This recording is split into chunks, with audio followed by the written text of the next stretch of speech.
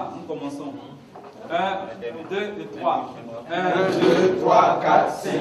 1, 2, 3, 4, 5. 1, 2, 3, 4, 5. 1, 2, 3, 4, 5. 1, 2, 3, 4. 1, 2, 3, 4. 1, 2, 3, 4. 1, 2, 3, 3. 1, 2, 3. 1, 2, 3. 1, 2, 3. 1, 2. 1, 2. 1, 2. 1, 2. 1.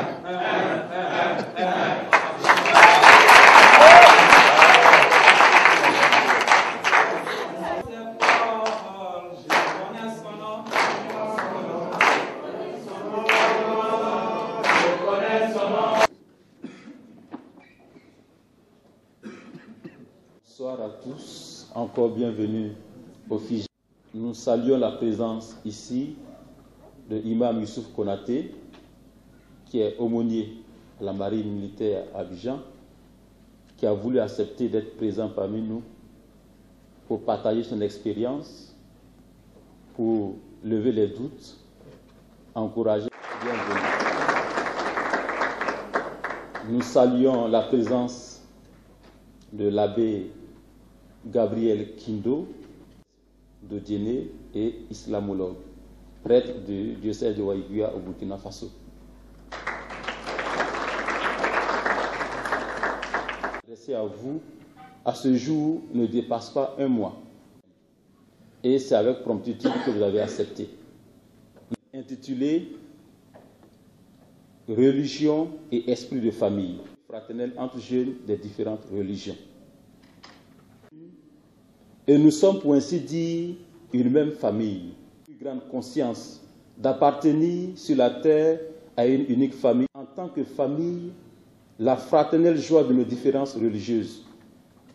Il est urgent de promouvoir en tant que famille ces valeurs, l'esprit de famille, pour impacter la famille, l'école, la société, nos églises et mosquées.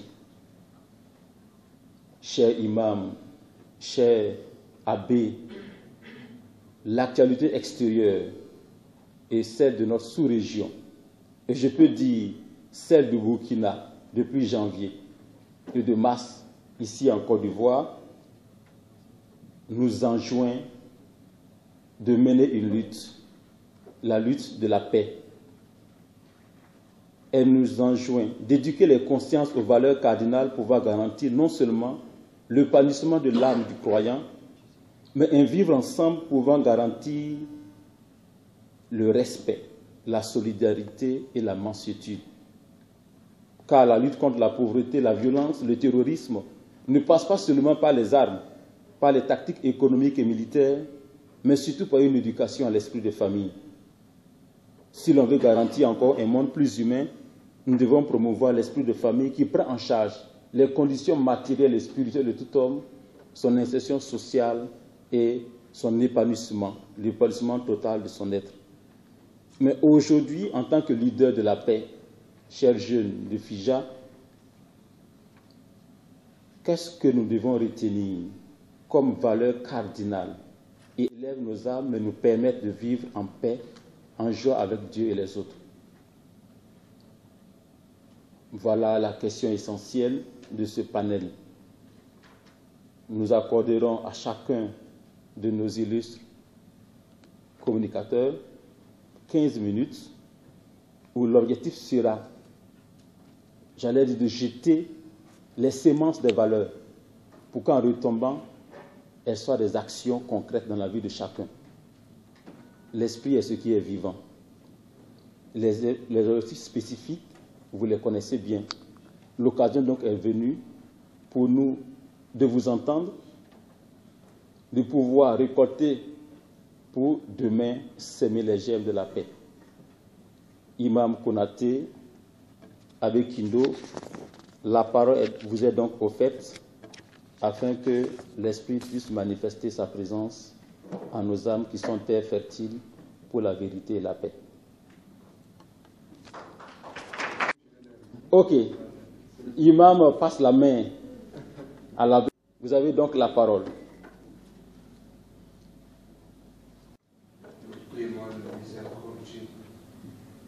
chapitre 6, dans le verset de ce soir, et qu'il nous guide dans le droit chemin, pas dans le chemin des égalités. Chers frères et sœurs, Dieu est clément, Dieu est miséricordieux, Dieu le Tout-Puissant. Descend ta clémence et ta miséricorde sur nous. Dieu ouvre le cœur pour que nous acceptons ta religion, ta foi. ربنا آتنا في الدنيا حسنة وفي الآخرة حسنة وقنا عذاب النار ربنا لا تزغ قلوبنا بعد إذ هديتنا وهب لنا من لدنك رحمة إنك أنت الوهاب والحمد لله رب العالمين. Vous avez la parole. De qui nous recevons tout et à qui nous devons tout. Nous te rendons grâce de nous avoir rassemblés ici ce soir. Viens toi-même au devant de ces activités. Inspire-nous ce qui te plaît et fais-nous bénéficier de tout ce qui sera entrepris. Et nous prenons ensemble la prière que Jésus, le Maître, nous a enseignée. Notre Père, que ton nom soit sanctifié, que ton règne vienne, que ta volonté soit faite sur la terre comme au ciel. Donne-nous aujourd'hui notre pain de ce jour. Pardonne-nous nos offenses, à ceux qui nous ont offensés, et ne nous soumets pas à la tentation. Que la gloire soit rendue à Dieu, Père, Fils et Saint-Esprit, au commencement, maintenant et toujours, dans les siècles des siècles. Amen. Au nom du Père et du Fils et du Saint-Esprit. Amen.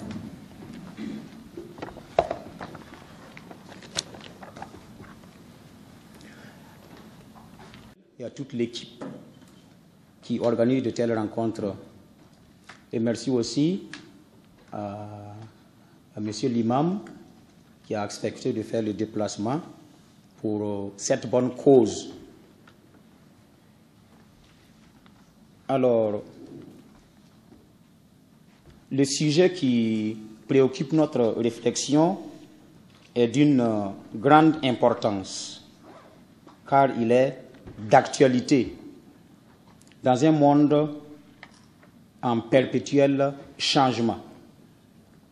Et les termes de référence de ce panel sont évocateurs. Je cite: l'actualité extérieure et celle de notre sous-région nous enjoignent d'éduquer les consciences aux valeurs cardinales pouvant garantir non seulement l'épanouissement de l'âme du croyant, mais un vivre ensemble empreint de respect, de solidarité et de mansuétude.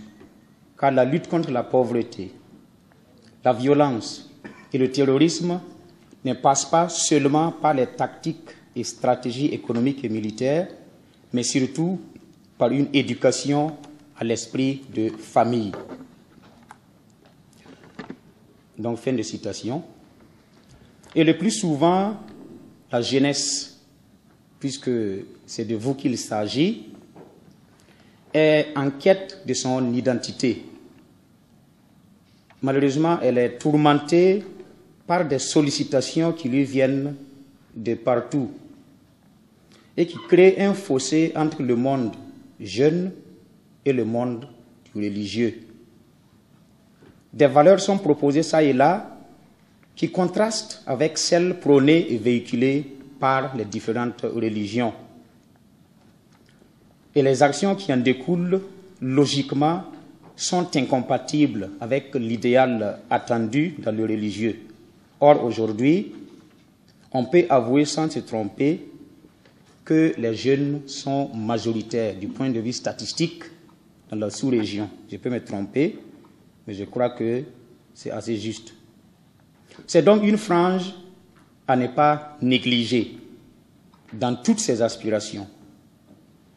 M'adressant donc à ces jeunes ici rassemblés au nom de la foi au Dieu unique puisque nous constatons qu'il y a plusieurs confessions, rien qu'à voir le décor. Donc, rassemblés au nom de la foi au Dieu unique, de qui tout nous vient et vers qui tout converge. J'implore donc la grâce et la miséricorde de Dieu sur chacun de vous. Permettez-moi, au nom de l'ouverture interreligieuse, de lire un extrait de l'Évangile selon Saint Jean, mais dans la langue arabe, pour honorer les musulmans et pour dire à Dieu que nous avons vraiment soif de vivre ensemble, puisque c'est lui qui nous le commande. Donc c'est l'Évangile selon Saint Jean, le premier chapitre, juste les 5 premiers versets.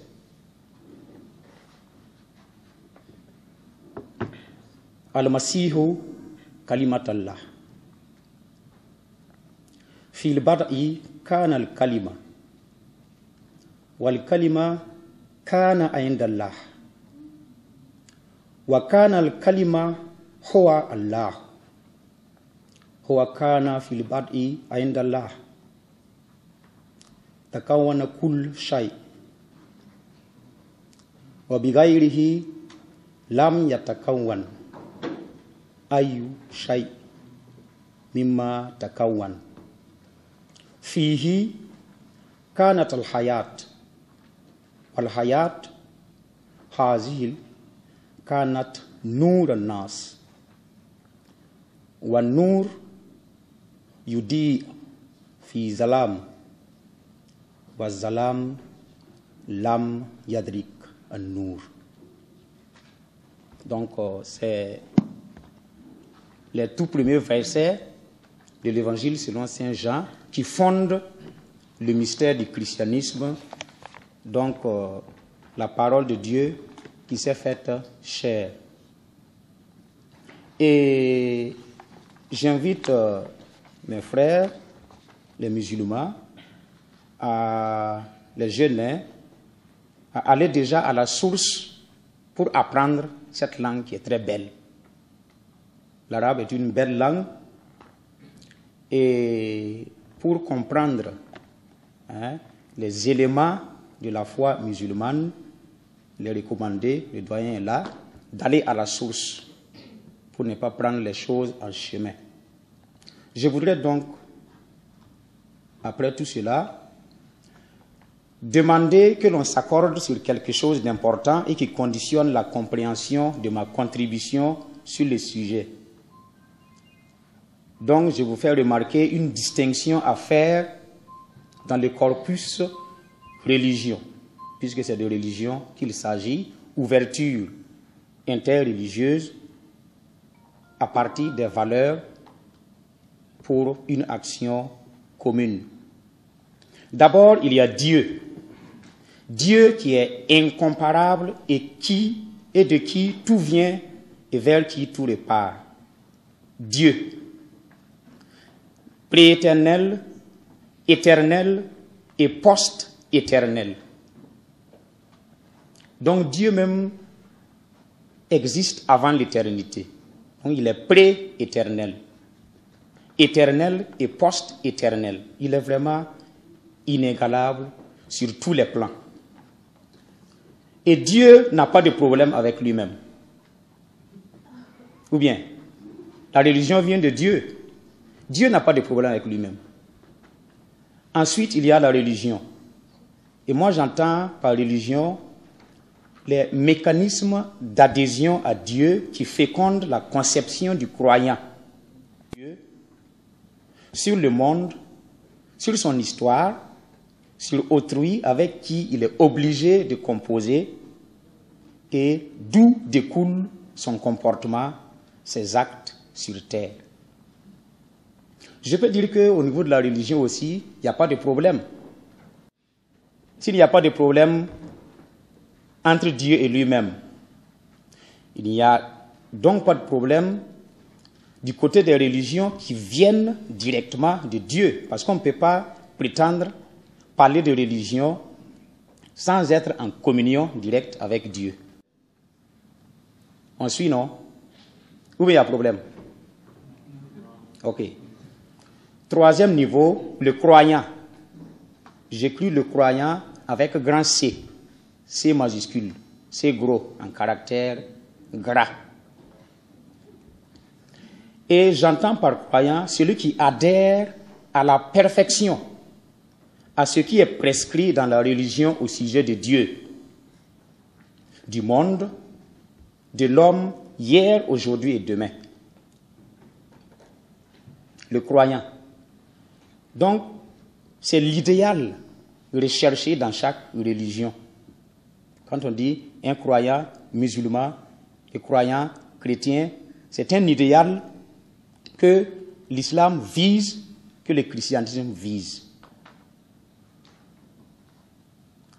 C'est celui qui incarne les vertus de la religion à la perfection.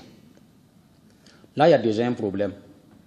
Parce qu'en fait, ce type de croyant n'existe pas en réalité.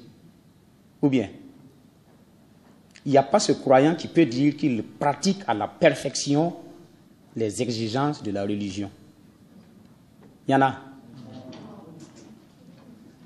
Donc déjà, là, il y a un petit problème. Ça commence à grincer parce qu'on a quitté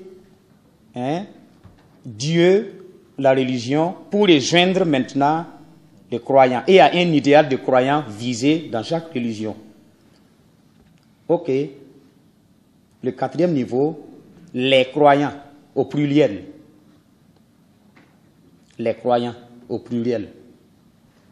C'est ceux qui essaient de vivre aujourd'hui, comme on dit hic et nunc, ici et maintenant, les vertus prônées dans la religion et par la religion et qui tendent à l'idéal du croyant visé. Là où on se retrouve. Ou bien, malheureusement, ces croyants, qu'ils soient musulmans, qu'ils soient chrétiens, sont assujettis aux intempéries des contingences humaines.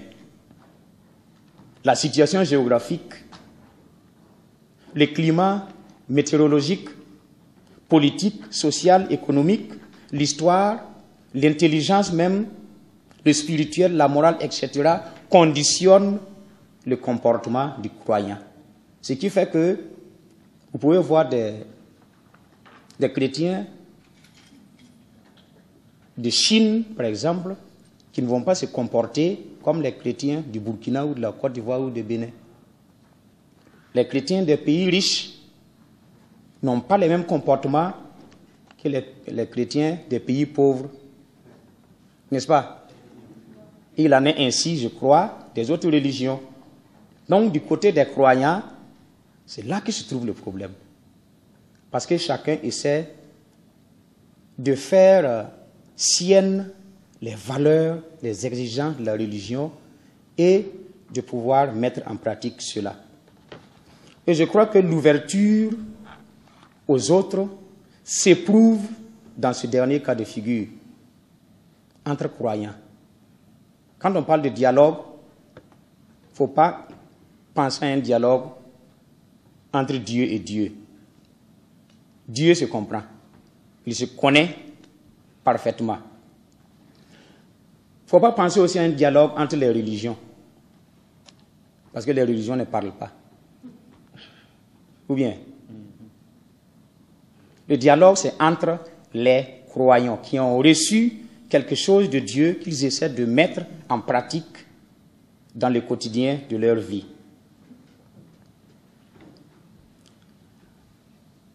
Alors, nous parlions du premier niveau, Dieu. Le deuxième niveau, les religions. Là, on est situé au degré d'interprétation du message de révélation reçu de Dieu.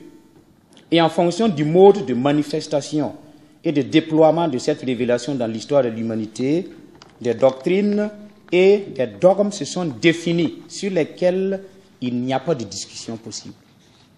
Donc il faut Pour quelqu'un qui veut s'ouvrir à l'autre, il faut le savoir. Il y a des dogmes, des doctrines qui sont définies et sur lesquelles on ne discute pas. Le système est bien tranché. Soit on y adhère et on est applaudi, soit on n'y adhère pas et on est rejeté, sans pour autant que les religions se détruisent, puisqu'elles sont inspirées toutes par Dieu. Jusqu'à ma connaissance, bon, les religions ici sont les religions révélées. Alors donc, ça vient de Dieu. Le troisième niveau, c'est celui de la foi du croyant. Ce qui est exigé du croyant pour satisfaire Dieu, à la fois dans la conception pure et juste de Dieu et dans l'action qui accompagne cette foi en Dieu. Ici, le croyant est situé en face des doctrines et des dogmes établis dans la religion et qu'il a l'obligation d'incarner dans sa vie pour satisfaire à Dieu aux yeux des hommes. Satisfaire Dieu aux yeux des hommes. C'est à ce niveau, il me semble, que se dégage déjà la problématique des valeurs et des actions. Le croyant, c'est celui qui accepte d'abord les valeurs prônées dans et par la religion en faveur de l'épanouissement de l'homme dans la crainte de Dieu et qui ensuite incarne ces valeurs par des actes concrets vis-à-vis de Dieu et vis-à-vis des autres. L'adoration de Dieu sans appel, faire le bien et éviter le mal. Et ce type de croyant, comme je le disais tantôt, demeure un idéal à atteindre, car il est quasi impossible à un être humain d'être parfait en matière de foi. Il n'y a que Dieu et Dieu seul qui soit parfait. L'homme est marqué par la contingence, il est toujours perfectible sur terre. C'est le quatrième niveau donc, et dernier niveau, que se joue le jeu de l'ouverture. C'est à ce niveau plutôt, il s'agit des fidèles croyants de différentes religions qui se rencontrent. Et le dialogue et la rencontre ne se font pas entre les religions, mais entre les croyants de différentes religions. Et cela suppose que les croyants en question boivent réellement à la source véritable de ce qui fonde les religions. Et je dis sans hésiter que un musulman qui n'est pas un bon musulman ne peut pas engager une rencontre avec un chrétien.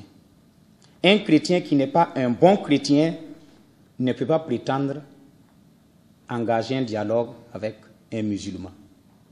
Car si vous n'avez pas de racines dans votre foi, soit musulmane ou chrétienne, vous allez être stressé dans le dialogue, croyant que votre identité va s'effacer à la rencontre de l'autre.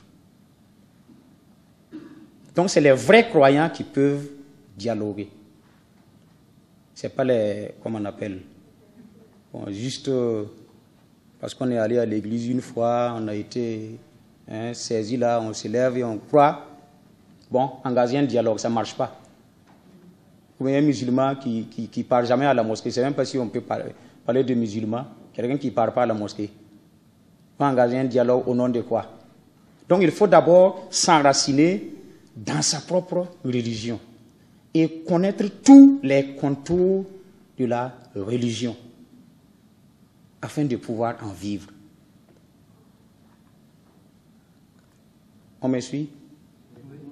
Ou on a commencé à dormir? Hein? Ok. Beaucoup de gens, excusez-moi, beaucoup de gens vivent une foi et mènent des actions toutes désincarnées. Oh ouais. À ce qui est demandé dans la religion et des actions qui ne sont ordonnées nulle part. Comprenez ce que je veux dire? Des gens qui ils n'ont pas une foi authentique et ils prétendent être ce qu'ils ne sont pas. Et la plupart du temps, c'est les ignares de leur religion qui créent les difficultés. Ceux qui ne connaissent rien là.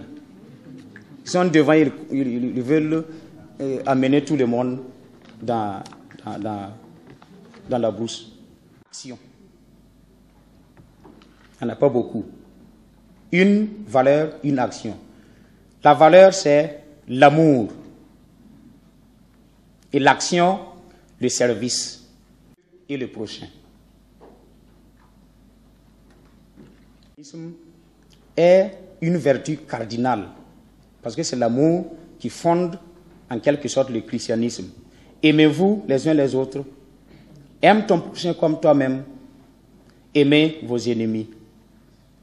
L'amour est le cachet, la signature du chrétien. Les disciples de Jésus ont reçu pour la première fois le nom de chrétien parce qu'on qui vivent dans l'amour. L'amour est la carte d'identité du chrétien. C'est à l'amour qu'on reconnaît que quelqu'un est chrétien. Également, c'est le plus grand commandement de Dieu, car c'est sur l'amour que nous serons jugés. L'amour est la mère des valeurs humaines et spirituelles. Et l'apôtre Saint Paul en donne un développement sans pareil, 1 à 8. Et la conséquence de l'amour, c'est le service. Notre référence est Jésus, qui a été serviteur en tout, jusqu'à la mort. Et après sa résurrection, il a confié l'Église à Saint Pierre. Mais la dénomination exacte que le pape même aime, c'est Servus Servorum Dei, c'est-à-dire serviteur des serviteurs de Dieu. Donc, l'amour commande le service. Et les lieux de déploiement de l'amour, c'est d'abord la famille, qu'elle soit humaine ou spirituelle. Mais aujourd'hui, on voit que la famille humaine tente à abdiquer. Et il y a la famille spirituelle, donc les religions qui sont là pour servir de garde-fou les gens à entrer dans cet esprit, promettant les valeurs morales, les valeurs spirituelles. Et donc, au moins ce pourquoi nous nous plaignons aujourd'hui pourra laisser la place à une société qui adhère encore aux valeurs cardinales. Dieu nous a créés et il nous aime. Et je vais terminer en disant que Dieu a beaucoup mal chaque fois que nous blessons un frère, une sœur de façon ordinaire, et encore plus quand il s'agit de religion. Quand nous blessons quelqu'un au nom de la religion, Dieu se sent mal, puisque ce n'est pas ce qu'il veut. Et dans toutes les religions, on prône la paix, on prône l'adoration de Dieu, on prône des actions qui découlent de Dieu lui-même. Donc je voudrais que parmi vos préoccupations de jeunes, vous puissiez inscrire ceci en priorité, qu'on puisse garder de vous le souvenir de quelqu'un qui a fait le bien. Trouvez votre honneur dans le bien. Faites-vous un nom dans le bien. Nous avons reçu un héritage de nos parents, de nos grands-parents qui ont travaillé à la sueur de leur front et qui ont même fait couler leur sang. Et aujourd'hui, nous sommes fiers de dire, ah, voilà ce que nous avons reçu comme héritage. À notre tour, qu'est-ce que nous laissons à ceux qui viendront après nous? Pensons-y. Donc, attachez-vous à faire le bien les uns pour les autres. Ne vous laissez pas égarer par les truands de Dieu qui travestissent la religion et en dépravent la morale. Allez à la source, faites-vous accompagner par vos guides, c'est-à-dire les responsables connus officiellement la religion, et tout ira comme sur des roulettes. Bon, je crois que j'ai un peu débordé. Félicitations à vous d'être venus. Que Dieu vous bénisse et nous garde dans son amour. nous le disons merci. Donc, Abbé Kindo a d'abord salué l'initiative. Il a ensuite souligné la dichotomie qu'il y a entre les aspirations profondes des jeunes et ce que la société offre, qui sont loin d'être appréciées et posées comme valeur absolue. Il a sens pour apprendre davantage l'arabe et maîtriser les choses à la source. Il a en même temps souligné les 4 valeurs qu'il y a: la valeur de Dieu, la valeur de la religion, la valeur, j'allais dire, du croyant et la valeur des croyants, en faisant montre des différences qu'il y a entre ces niveaux de foi et de valeurs. Abbé Kindo a signifié qu'il y a absence d'ouverture dans la sphère, j'allais dire, de religion de Dieu. Cependant, il y a possibilité de dialogue et il doit y avoir dialogue entre les croyants, parce que c'est à ce niveau que se situe l'ouverture, parce qu'il y a manque, il y a imperfection.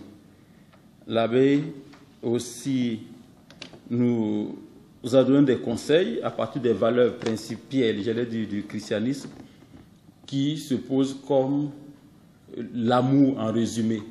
L'amour a une conséquence directe qui est le service. Dans, j'allais dire, les derniers moments de son intervention, l'abbé nous a fait comprendre que blesser quelqu'un, c'est blesser Dieu, et il nous a demandé d'avoir une préoccupation majeure, celle de garder le souvenir de quelqu'un qui a fait le bien, que chacun fasse l'effort pour que chacun se dise: cette personne a passé le temps à faire le bien. Il nous a demandé d'aller à la source. Il nous fait accompagner par des hommes éclairés selon Dieu. Merci à l'abbé et que Dieu exauce ses prières pour nous, que Dieu le soutienne. Maintenant, nous passons la main au... Donc, très cher papa, la parole est à vous et nous vous écoutons de manière très... Qui nous guide et nous le prions de nous pardonner et de nous diriger toujours dans son droit chemin. Nous cherchons refuge auprès de lui, car celui qui est guidé par Allah est sauvé de tout égarement, et celui qui est égaré par Allah n'a pas de guide. Et j'atteste qu'il n'y a de Dieu que Allah et que Mohammed sallallahu alayhi wa sallam est son prophète. Chers frères et sœurs, je remercie les initiateurs de ces rencontres, puisque Dieu nous dit dans le Saint-Coran: وَلْتَكُنْ مِنْكُمْ أُمَّةً يَأْمُرُونَ بِالْخَيْرِ وَيَنْهَوْنَ عَنِ الْمُنكَرِ وَأُولَئِكَ هُمُ الْمُفْلِحُونَ. Qu'il soit parmi vous un groupe ou une communauté qui appelle les gens dans la voie de Dieu et qui enlève les gens dans les égarements. Et que c'est ce groupe-là qui sont les groupes qui sont sauvés et qui ont paradis. Et je suis sûr que vous êtes parmi ces groupes-là, Inch'Allah.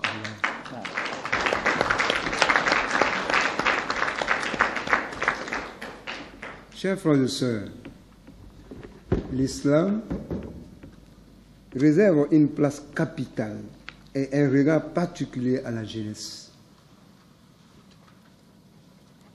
À du fait du rapport combien important qui existe entre ces deux, la jeunesse demeure toujours la couche sociale la plus convoitée et la plus recherchée par de différents courants idéologiques, politiques et de différentes religions. Ceci parce que l'avenir de tout pays et de toute idéologie repose sur celui de la jeunesse. Elle est l'âme et l'esprit de toute nation et de tout système. Il est le poumon et le pivot central de tous les processus de développement social, économique, politique et culturel et religieux. Chers frères et sœurs, le thème de votre rencontre. Pourquoi je dis religion veut dire la famille? Le père de l'humanité, c'est Adam. Nous on appelle Adam Abul Bashar. Adam, le père de l'humanité. Tous leurs êtres humains se retrouvent dans Adam. Et Adam, chez nous les musulmans, est le premier des prophètes. Il est notre père, et sa femme est notre mère, et il est le premier des prophètes. C'est pour cela, chez nous les musulmans, l'attestation de foi a une grande place dans la société. L'attestation de foi nous dit, lorsque nous disons, l'ange Gabriel est venu voir le prophète Mohammed sallallahu alayhi wa sallam pour apprendre aux disciples du prophète qu'est-ce que c'est que la religion ou la foi. C'est-à-dire qu'est-ce que c'est que l'islam ou qu'est-ce que c'est que la foi. Et dit, oh Mohammed, informe-moi au sujet de l'islam. Et Mohammed lui dit, l'islam est que tu témoignes qu'il n'est de divinité si ce n'est qu'Allah et que Mohammed est son prophète.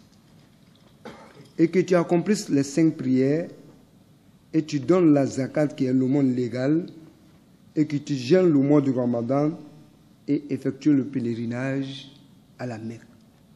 Voilà tout court, qu'est-ce que c'est que l'islam? Accepter Dieu et accepter le prophète et faire les 5 prières et donner la zakat et ensuite faire le pèlerinage à la Mecque. Et il pose encore d'autres questions au Muhammad sallallahu alayhi wa sallam.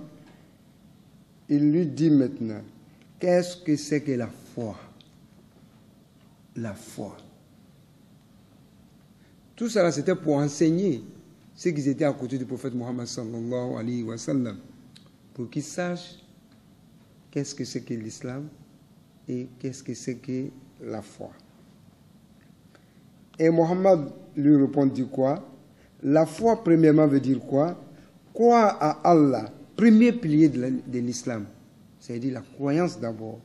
C'est-à-dire l'unicité d'Allah, l'unicité de sa seigneurie, l'unicité de la divinité, l'unicité des noms et des attributs.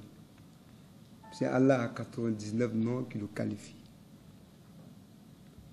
Deuxièmement, croire aux anges. Et ensuite, croire aux livres révélés. Quand on dit de croire aux livres révélés, cela veut dire quoi? Cela veut dire que nous sommes même. C'est le Coran chez les musulmans est le dernier des livres révélés. Les livres de Moïse, de Jésus, de David, le musulman doit croire à tout cela. Donc cela veut dire que nous sommes de même famille chez nous les musulmans. Nous sommes de même famille. C'est déjà nous on croit à vos livres qui est dans votre main, qui est votre Bible, hein, qui est votre la somme de David, ainsi de suite. Nous on croit à tout cela. Donc nous on accepte tout le monde. Tous les prophètes passés, nous les acceptons. Et ensuite, croire aux messagers. Et tous les messagers qui sont passés, nous les acceptons comme des prophètes. Comme des prophètes.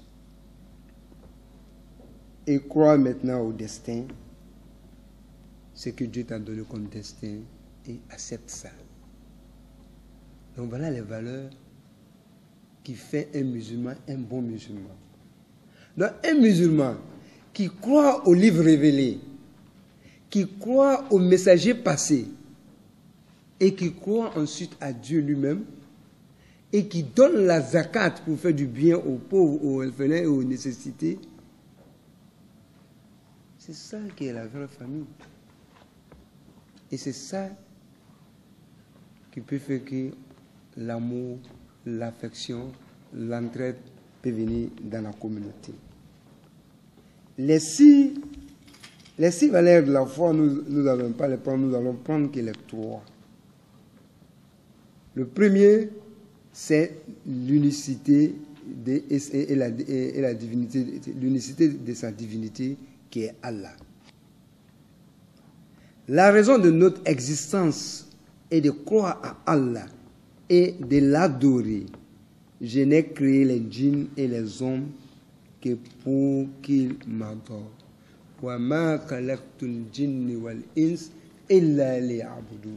Dieu dit, il ne nous a pas créés sur la terre pour rien. Il nous a créés pour l'adorer. Adorer Dieu veut dire quoi? Les valeurs qui viennent d'être citées, de les accepter et de les appliquer. Et ensuite, le troisième valeur de la foi est la foi au livre céleste.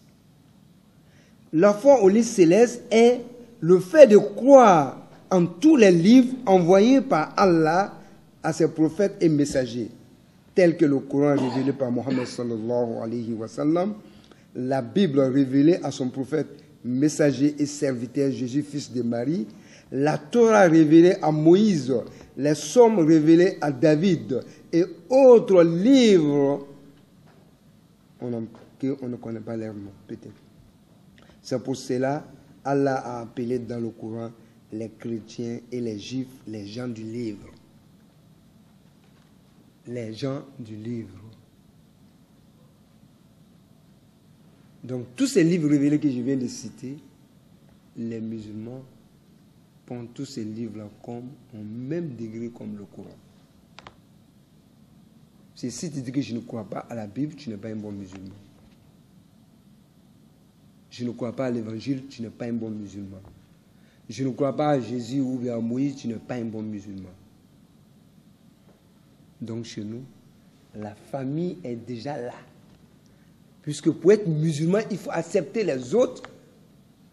Il faut accepter que vous venez tous d'Adam et que vos livres sont des livres révélés, ainsi que nos livres aussi sont des livres révélés, et que vos prophètes sont des prophètes qui ont été envoyés par Dieu, et notre prophète aussi sont des prophètes, est le prophète envoyé par Dieu. Donc c'est ça qui compose la famille de la religion. Ensuite, le quatrième pilier de la foi, c'est la foi au messager d'Allah. La foi au messager d'Allah veut dire quoi? Est un pilier indispensable de la foi du musulman. C'est la foi en les 124 000 prophètes.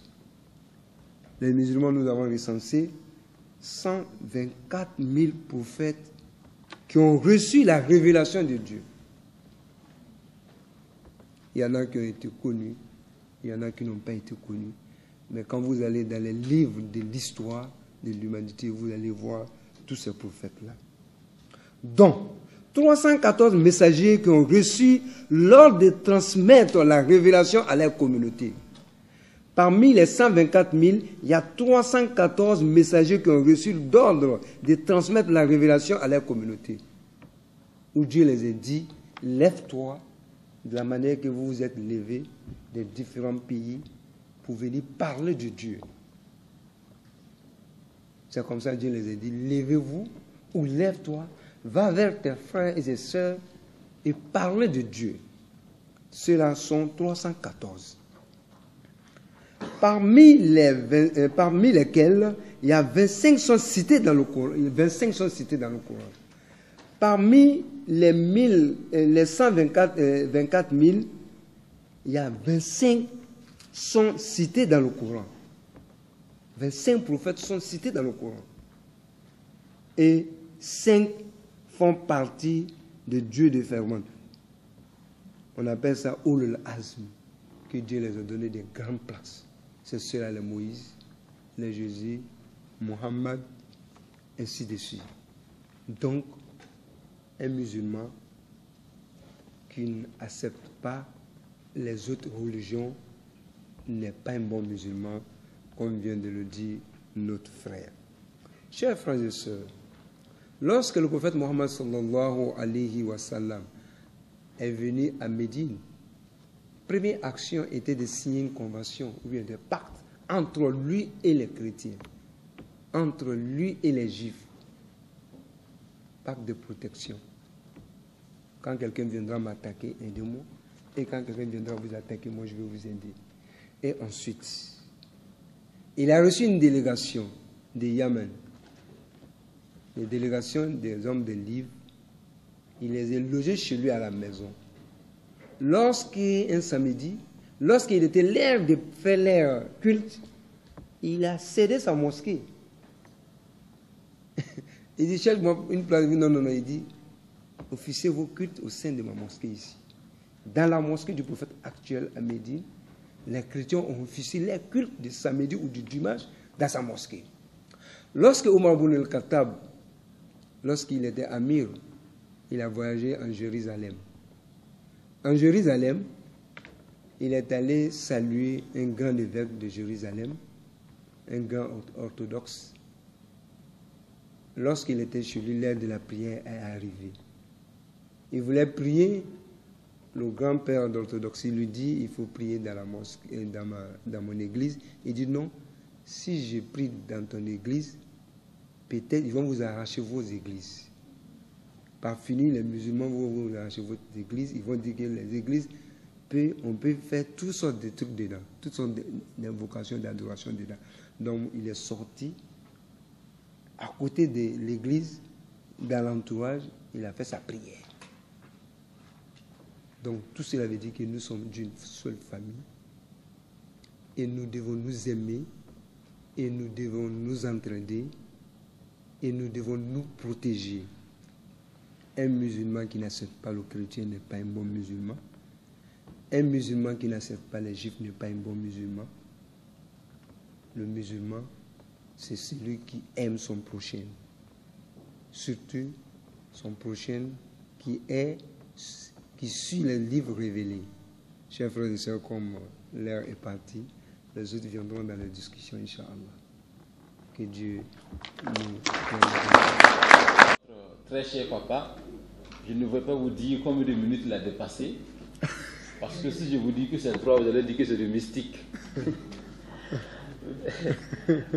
Donc, en partant d'un verset coranique, de la jeunesse dans les préoccupations idéologiques ou religieuses. La jeunesse est convoitée de l'existence. Effectivement. Il admet Adam comme dirige toute la présence de musulmans dans la société. Voilà, des valeurs pour chaque croyant, chaque musulman. Il a aussi, par rapport à la foi, insisté sur les 4 aspects de l'unicité, voilà, de Dieu, l'unicité de la divinité de Allah.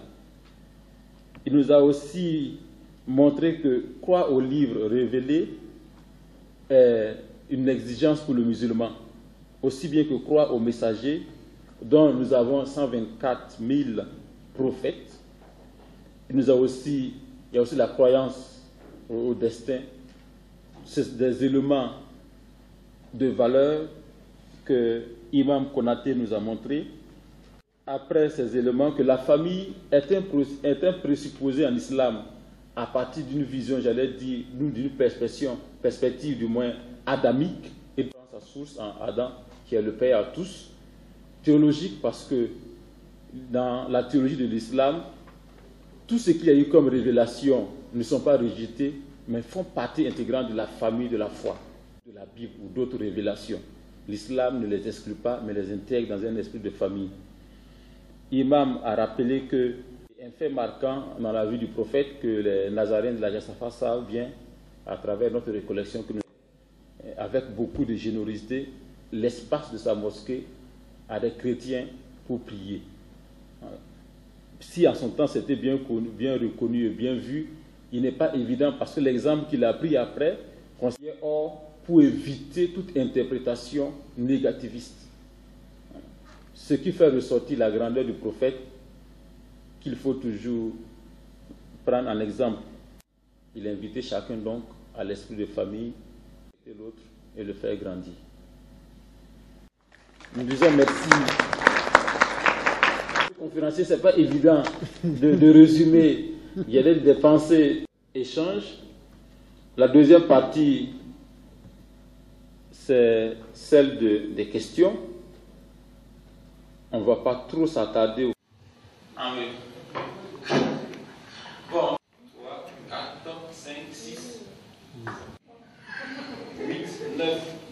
Voilà, 10, c'est vrai, non. Voilà, c'est pas 9, mais c'est 10. Merci. Ce soir, se soutenir avec nous. Nous avons l'occasion de vous savoir, cher imam. Je vais profiter.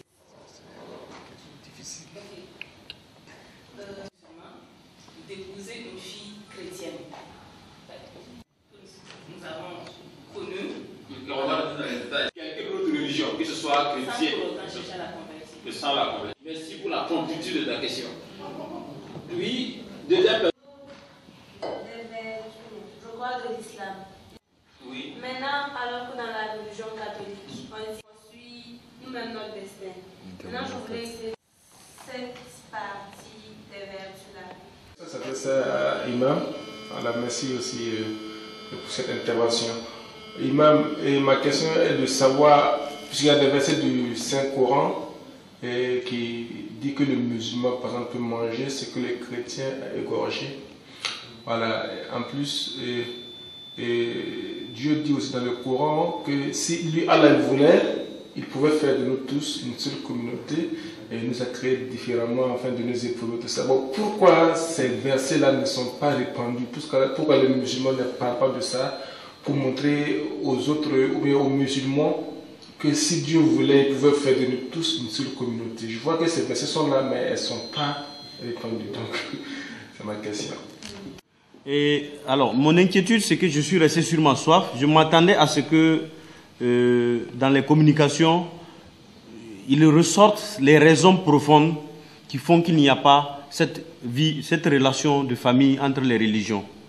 Alors, les deux communicateurs ont montré que par le Coran et la Bible, et dans le Coran et la Bible, le prophète a toujours conseillé l'union. Mais on ne dit jamais pourquoi. Voilà, on ne sait pas pourquoi les gens de différentes religions ne s'entendent pas. J'aimerais savoir ça. Ensuite, la deuxième question, c'est les exigences religieuses. Bon, ce que nous appelons chez nous les dogmes. Est-ce qu'actuellement, il n'y a pas certains dogmes qui sont dépassés? Voilà, qui sont à revoir pour permettre un peu un brassage entre les religions. Voilà un peu mes deux questions. Et ma première préoccupation a été prise en compte, c'était dans le cadre des mariages. Maintenant, ma deuxième préoccupation, c'est demander à l'imam et au pasteur ou à l'abbé, qu'est-ce qui est fait pour vraiment répandre cette bonne nouvelle, cette nouvelle que vous venez de nous partager à votre niveau. C'est-à-dire que ce soit au niveau des catholiques, chrétiens, et que ce soit au niveau des musulmans. Parce que au niveau des communautés à la base, ce n'est pas forcément ce que les populations vivent.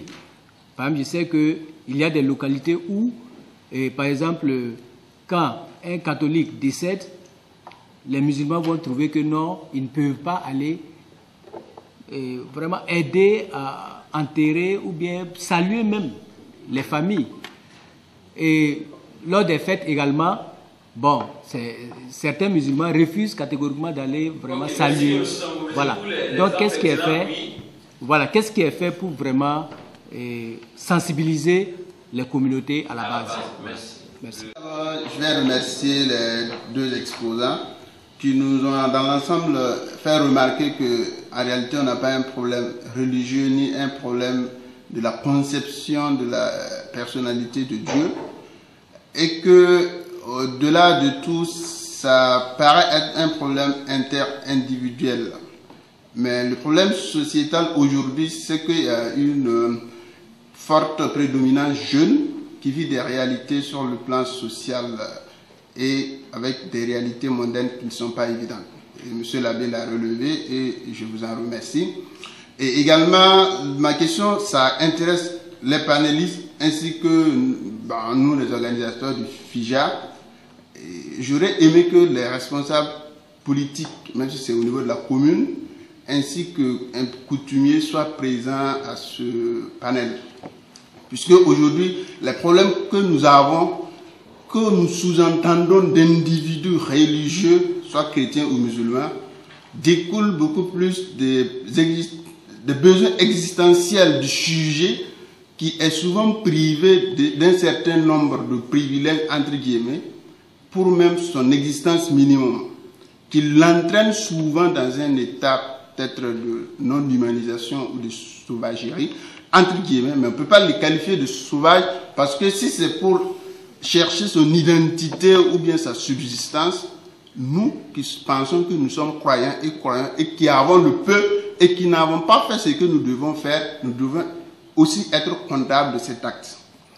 Donc, à cet effet, je me dis qu'il est obligatoire et nécessaire pour toutes les communautés que d'abord que nous réfléchissions sur comment accompagner le croyant dans sa croyance envers Dieu, ça c'est un. Deuxièmement, comment nous pouvons orienter nos communautés sur la réalisation de soi. Et je pense que le FIJA prendra ça en compte dans les formations à venir. Et troisièmement, le problème du leadership est un problème crucial sur le plan religieux. Qu'est-ce que nous faisons pour que ce leadership religieux ne soit pas un leadership conflictuel, mais plutôt un leadership qui doit être gage d'une relation individu religieux fructueuse pour un monde de paix et de stabilité. Également, il est aussi important pour nous, FIJA, que ce cadre puisse être un réseau de travail au-delà de nos conférences islamiques ou musulmanes, qui sont très bien d'ailleurs, mais ça ne suffit pas pour remplir le ventre. Il faut qu'au-delà que nous puissions être capables de créer un réseau de travail plus ou moins d'affaires pour que ça soit plus intéressant et intéressé par les gens. Merci. C'est les deux panélistes que je voulais tenir vraiment à féliciter de l'expérience qu'ils nous communiquent.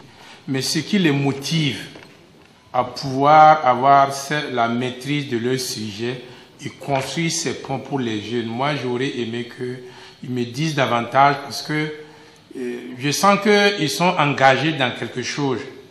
Qu'est-ce qui les motive à faire en sorte que nous puissions avoir cet éclairage-là pour construire des ponts entre les différentes religions et avoir des endroits où amarrer toute discussion? C'est ça qui est ma préoccupation. Qu'est-ce qui les motive à faire ça? Certainement, ce n'est pas leur première conférence et c'est sûr qu'ils ont d'autres idées. S'ils peuvent nous en dire davantage. Merci. Merci. Je vais être aussi court comme le docteur.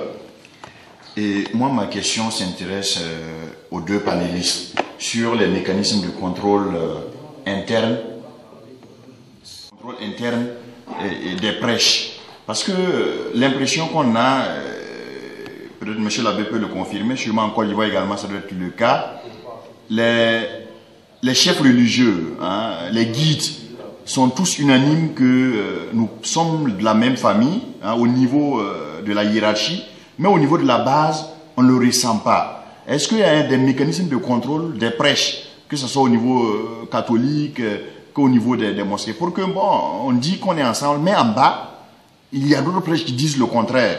Parce qu'avec l'union des croyants de Dori, avec qui on suit, il y a des groupements qu'ils ont créés entre musulmans, catholiques, protestants. Bon, dans ces regroupements, il n'y a pas de problème. Les leaders sont d'accord. Mais une fois que chacun repart dans sa communauté, on sent que le travail n'est pas fait en fait. Il n'y a pas de suivi. Est-ce que, bon, c'est un thème qui est à la mode, pour la mode, ou bien il y a un travail de fond? Parce qu'il faut un travail de fond à l'interne pour que le message soit vraiment truc. Parce que ce que j'entends ce soir venant de l'imam ou bien venant de M. l'abbé, si ça pouvait vraiment prendre, on va vraiment vivre heureux, quoi. Est-ce que le retour, là, moi c'est le retour. Chacun n'a qu'à dire qu'est-ce qui est fait à l'interne sans que, bon voilà. Merci. Ok, merci. Ma première question a été prise en compte, à savoir celle de ne pas faire. Pourquoi voilà, les divisions entre les religions. Mais une question demeure. Je suis à ma deuxième participation du forum et je voudrais savoir à ces deux conférenciers dont l'un était là à la première, est-ce que, à votre avis, l'athéisme est une religion? Et si c'était le cas, l'athéisme, et si c'était le cas, pourquoi ne pas inviter à ceux qui s'y réclament de venir exposer? Voilà. Merci pour l'esprit ouvert. Accepter les autres religions. Parce que je vois que tu peux vouloir accepter l'autre, mais l'autre te néglige. Bon, quand ça devient comme ça, toi aussi tu te retires et c'est pas intéressant. Donc je veux savoir les stratégies d'acceptation des autres religions. Merci. Okay. Merci, M. Félix. Permettez-moi de féliciter les deux panélistes, Abbé Kindo et Imam Konaté. Leurs exposés ont été un peu plus ou moins édifiants. Cependant, je voulais poser, en tout cas demander à l'abbé Kindo de bien vouloir éclaircir le rapport qu'il y a entre exigence de la religion et foi, parce que je n'ai pas bien saisi ces deux notions-là. J'ai cru entendre que le croyant, c'est celui qui veut vivre intensément ou bien vivre les exigences de la religion. Et c'est cela qui pose problème. Or, si la religion révélée est la relation à Dieu, donc en tout cas moi, dans mon intime conviction, je ne vois pas pourquoi Dieu